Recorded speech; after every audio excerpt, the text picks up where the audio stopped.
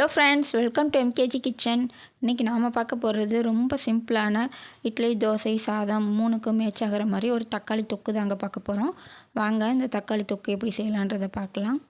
அதுக்கு ஒரு கடாய் எடுத்துக்கோங்க. கொஞ்சம் நல்லா தாராளமாக எண்ணெய் சேர்த்துக்குவோம்.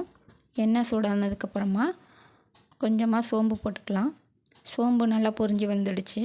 இப்போ இது கூட நம்ம பெரிய வெங்காயம் கட் பண்ணி வச்சுருக்கோம், இதையும் சேர்த்துக்கலாம். வெங்காயம் நல்லா வதங்கட்டும்.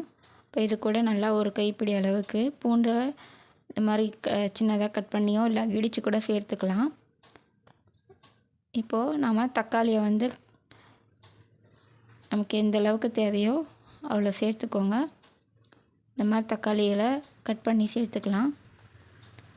இப்போ இதில் மசாலா குழம்புத்தூள் 2 ஸ்பூனு, 1 ஸ்பூன் அளவுக்கு மிளகாய்த்தூள், 1/4 ஸ்பூன் அளவுக்கு மஞ்சள் தூள் இதெல்லாம் சேர்த்துருக்கோம். எல்லாத்தையும் சேர்த்து நல்லா கிளறி விடுங்க. எண்ணெயிலே வதங்கட்டும். கொஞ்சம் கூட தண்ணி சேர்க்கக்கூடாது. தக்காளி நல்லா மசிஞ்சு கரைஞ்சி வரணும். இப்போ கொஞ்சமாக வாசனைக்காக கரம் மசாலா 1/4 ஸ்பூன் சேர்த்துக்குவோம். கரம் மசாலா சேர்த்தா கொஞ்சம் நல்லா டேஸ்ட்டாக இருக்கும் சாப்பிட்றதுக்கு. பாருங்கள், நமக்கு நல்லா இந்த தக்காளி தொக்கு ரெடி ஆகிடுச்சு. பார்க்கும்போதே நல்லா எண்ணெயெல்லாம் பிரிஞ்சு நல்லா சூப்பராக ஒரு அல்வா பதத்துக்கு வந்திருக்கு பாருங்கள்.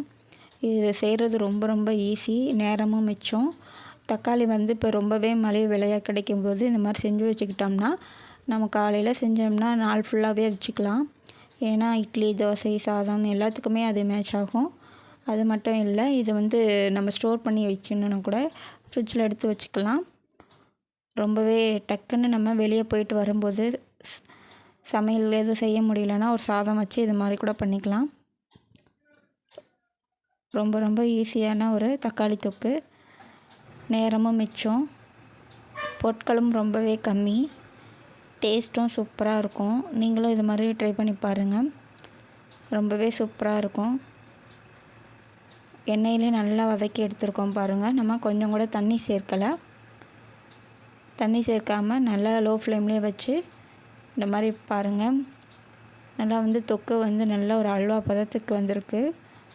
நல்லா பார்க்கும்போது நல்லா எண்ணெய் பிரிஞ்சு தகன்னு இருக்கும். அந்தளவுக்கு அது மாதிரி டேஸ்ட்டும் கூட கொஞ்சம் கூட மாறாமல் தக்காளி தொக்கு சூப்பராக இருக்கும். ரொம்ப சிம்பிளான முறையில் நீங்களும் ட்ரை பண்ணி பாருங்கள். தேங்க்ஸ் ஃபார் வாட்சிங்.